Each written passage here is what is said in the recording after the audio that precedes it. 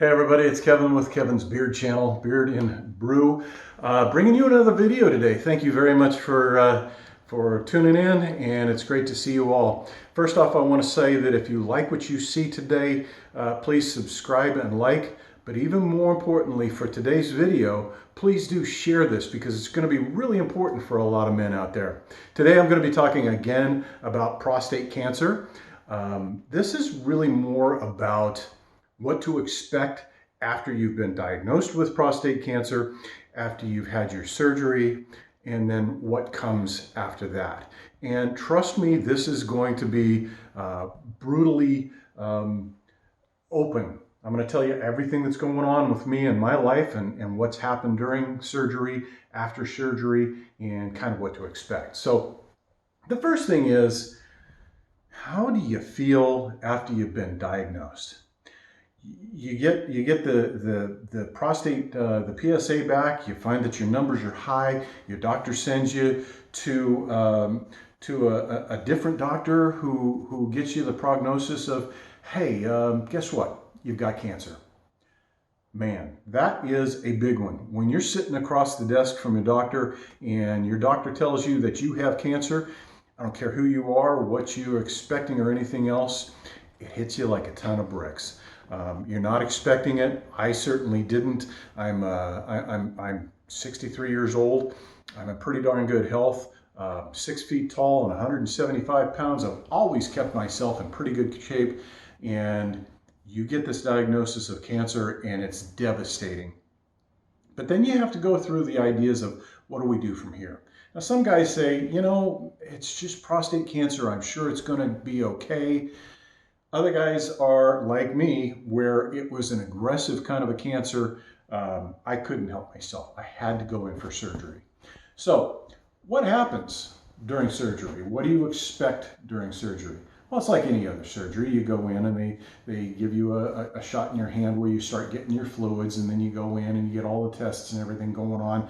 And then before you know it, you got the Sandman, the guy that's going to put you to sleep. And he says count backwards, or sometimes he'll just say, like he did with me, good night, and that was it. Boy, I was out. Came post-surgery. I was in bed in the hospital, and I felt pretty good. I was groggy, of course, but then when the pain meds wore off, all of a sudden I realized what was going on. So here's what you're going to have in the hospital afterwards. The first thing that you're going to notice is that you're going to be catheterized. Now, most good doctors should tell you this, that you will be catheterized after surgery. My son asked me after the surgery, so what was it like? And I said, what do you mean? And he said, well, describe what happened. Well, okay, if you want the brutal part of it, here's what happened. Basically, it felt like somebody stabbed me in the stomach a half a dozen times. They opened me up, they ripped out a gizzard out of my stomach, and then they glued me back together with crazy glue, and just to add insult to injury, they took a garden hose and shoved it up my dick. That's kind of what it's like. You wake up and you've got this tube hanging out of your wang, and that's how you pee. And that's how you're going to pee for about 2 weeks, is you're going to have a catheter. So the catheter is kind of an interesting deal. It does go up your penis. It goes all the way up into your bladder. And the way it stays in your bladder is there's a little bulb at the end of the catheter tube. That bulb isn't there in the beginning. What they do is they put the catheter up in. Let me give you a perfect example.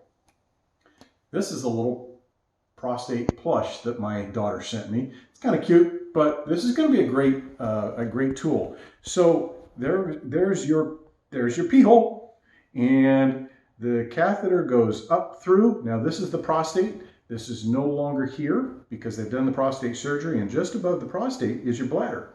There's a bladder tube that goes down through, comes out through here. So what happens with a catheter is it goes up, goes all the way up into the bladder. Now how do they keep that tube up in there? Well, the best way that they can do it is there's a bulb at the end of the tube that expands up here in your bladder so that it doesn't just slip right out the pee hole, right? So that kind of explains that. During surgery, what they're going to do is they're going to slice the tube here at the bottom of the prostate. They're going to slice it again at the top of the prostate where your bladder is, and that allows them to take out the prostate. What are these two little guys over here?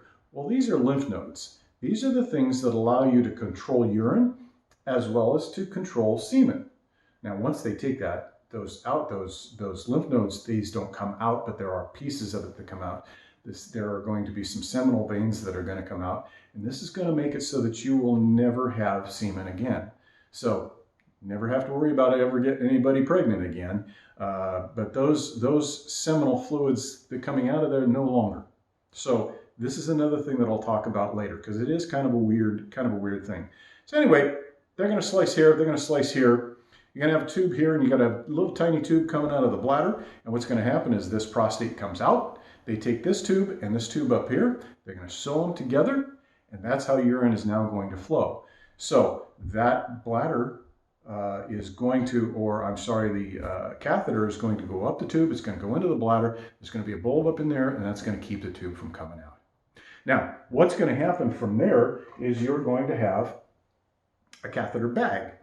That bag, which we call the unfashionable handbag, is going to be something that you're going to carry, and it's just going to have, your fluids are just going to drop in there, and you're going to have zero control once the surgery is done. It's just going to flow in there. You're not even going to know it. So that catheter is one that that bag is one that you can carry around with you. You can carry it around the house. Everything's fine. But when you want to go out, they're going to give you a different kind of a bag. It's going to be a smaller bag. It's just a leg bag. You simply pinch off the hose, you pull the handbag off, you put the leg bag on, strap it around your leg, and now you can put pants on and you can walk outside. It's going to be a few days before you're going to be able to do that. You're not going to be able to just walk right out of the hospital and boom, go out and start doing stuff. Take a few days, take several days. This is going to be a long healing process, anywhere from 6 weeks to 12 weeks. It could be a long time before this is done. So take your time with it because it's a marathon. It's not a sprint, not by any imagination. Okay, so now your prostate is out. You've got a catheter, and you've also got a little piece that hangs out off to the side over here. That's what they call the hand grenade. It's kind of a weird deal. It's designed to soak up any of the excess fluids that may be coming into your abdomen, into your lower abdomen area. And what it is there's a little piece of paper on a tube, and that cottony piece of paper is down inside your stomach. So what happens is that leaches off any of the excess fluids and comes into a small round piece that is jokingly called a hand grenade. It's actually called a JP drain. It's just designed again to pull off the fluids. So that's going to be sitting off here to your side, and every day you need to empty those fluids into a container and measure it down to the milliliter. You need to have less than 30 milliliters a day coming out of there before they can pull that out. Now for me, don't know what it is for anybody else, but it was between 10 and 18 milliliters a day. And that would take care of that. So that tube comes out at the same time as your catheter comes out. So you're going to live with this all for about 2 weeks. Okay, so now you're at the 2-week point, and we're going back to see the doctor again, and we're going to work on removing all of this stuff. The very first thing that they'll generally do is the JP drain. It's a very simple thing. It just simply pulls out. Now, it's going to feel really, really weird. It doesn't hurt. It just feels super awkward. And it feels like it's coming all the way from your guts, because it is. And it feels like, honestly, it just feels like a big fart's happening, only you don't actually fart. It's very, very strange. That thing comes all the way from your belly. It comes all the way to the side. So it comes out all the way here. I mean, we're talking almost a foot. And then it pulls out, and that's it. There's a tiny little incision about that big that just simply heals on its own. After a couple of days, you'll be able to take a Band-Aid off and it'll heal fine. That same day, you're also going to lose the catheter. Now that's the weird one. There is a part on the tube that hangs out that they are able to, remember how I said there was a bulb up inside the bladder? Well, that bulb needs to be deflated, obviously, before they pull that tube out, because it's coming through your penis. So what they do is there's a little Y section on the tube, and they're just going to pull off a little bit of air out of that tube, and that's going to deflate the the bulb inside of your bladder, and that way they can just simply pull the tube out. I say simply pull the tube out. I don't know anybody out there that's going to argue with me on this that's had it done. It feels weird. Again, it doesn't hurt, but it's one of those, as they pull it out, the only expression that I can think of that I said at the time was, "Oh my God, you have got to be kidding me." That's kind of the reaction that you're going to have. It's going to feel really weird. Not a big deal. Once that's done, however, you are going to have zero control of your bladder function. And I mean none control. You're just going to be a water weenie. It's just going to be, it's going to go all over the place. So a couple of things with that. First off, during your first couple of days, you're going to need to use a pad. Much like women use a maxi pad, you're going to have a pad as well. Now, Depends makes these. They're called guards. This is a guard pad. This is what it looks like in the package. As you open the package, it's pretty simple. It just looks like this. That's it. That's all there is. It's a pretty thick piece of padding. This thin part goes down lower, the thicker part goes up higher, sits in your underwear. There's a little peel-off piece, which is kind of nice because that can stick to your underwear. I would not recommend peeling the entire thing off because it really sticks to your underwear. I tend to take the top third of it or so, tap that to the front part of the underwear, and it sticks in there just fine. But for the first, I'd say 2 to 4 weeks, you're going to be using these exclusively. So I would go out and just buy an entire pack of these things. It's about $20 for a pack of 54 of these things, something like that. But that's what you're going to be using for the first few weeks. After that, you can get down to what I refer to as the mini pad. It looks like this. It's extremely thin. I wasn't going to open this, but what the heck, why not just go ahead and go all the way here. This is the mini pad. This is what you can use after a couple of weeks once you feel like you've got a little bit better bladder control. The first few days, again, you're going to have horrible bladder control, and honestly, it felt to me, I lost a lot of dignity with this because you just can't control your urine. You're going to be peeing all over the place, and it's awful. But after a couple of weeks, you will gain control of that again. But this is what the mini pad looks like. It's pretty thin. Looks very similar to the other. You've got a bottom part and a top part, and you simply put it into your underwear. You slide this open. Now, for me, what I'm doing is I'm using the thicker pad at night and the thinner pad during the day. And I'm 30 days post-surgery, a little bit more than 30 days post-surgery, and I'm down to 1, maybe 2 of these a day and one of the thicker pads at night. And I suspect that as time goes on, I will probably get a little bit better and hopefully never have to use these again. However, if I had to live the rest of my life having to use one of these pads, not such a big deal. Not a big deal at all. Okay, so that kind of takes care of the urine part of things. You do want to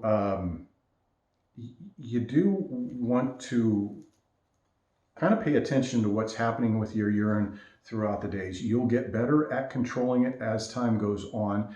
But now comes the other part of it, which is the seminal fluids. Again, I'm 63 years old. I'm certainly not planning on having children, and hopefully you're past that point as well. And you don't have to worry about that. But again, remember, you're not going to have any more semen. It's just not going to happen.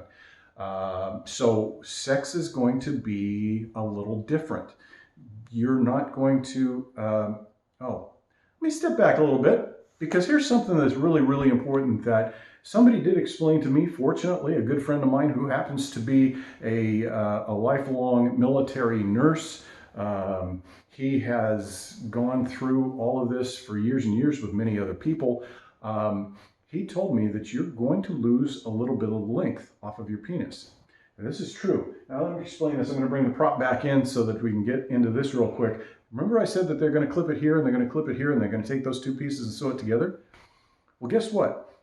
That tube to this tube, that's how much length you're going to lose off of your penis. So you're going to lose a couple inches off. So if you're normally flaccid at 4 or 5 inches, you're only going to have 2 or 3 inches. And right after surgery, your penis and your nutsack are going to be angry as hell. As a matter of fact, they're liable to be purple. You're going to look down there and think, what the hell happened? Trust me, that will heal after time. However, getting an erection is going to take some time and may not happen again on your own. You may need some help with that. By that I mean, there may be some pills that you'll need to take. So Viagra, something like that may help. If that doesn't help, if you can't get it to come back normally that way, you may have to go to something else a little bit more. And there are surgeries for that. One of the surgeries is a penis pump, which we refer to differently than what we would think of sexually as a penis pump. But there's a penis pump that they actually put a little bit of air pump into your scrotum. And you would pump that up. As you pump that up, there's a tube that goes up through your penis, and it allows you to have an erection. This is just enough to be able to allow you to have sex the normal way. There is another way, which is kind of an odd one to me. However, many men have found it very successful, is an articulating piece that goes into your penis. And I'll use my knuckles as an example. So if this were your penis hanging low, you would have a piece here, a piece here, and a piece here. And what you can do is simply, and now you've got an erection. That one to me is a little different, but hey, to each his own, whatever works for you to make it happen. And perhaps you never have an erection again. And that's okay too. You can go through life without it. It's all right. You can make things happen sexually in many different ways so that you can have a perfectly normal life after this. But these are some of the things that I wanted to discuss with you guys, because if you have prostate cancer, there are a lot of questions out there, and not everything is going to be discussed prior to this happening. Hopefully some of this information is things that you didn't know about. I'm hoping that these are some questions that you've got in your mind that are going to help you moving forward. And hopefully you'll live a long and happy life. Again, if there are any questions, I'm an open book. You can ask me any question you want anytime. Feel free to share this video, like the video, subscribe to it, because I will be posting more as time goes on. But if you have any questions at all, please go ahead and put it into the comments section, or you can message me directly however you like. I'm more than happy to help you out, and I hope this video helped you too. Good luck to you all. Peace, and have a great day.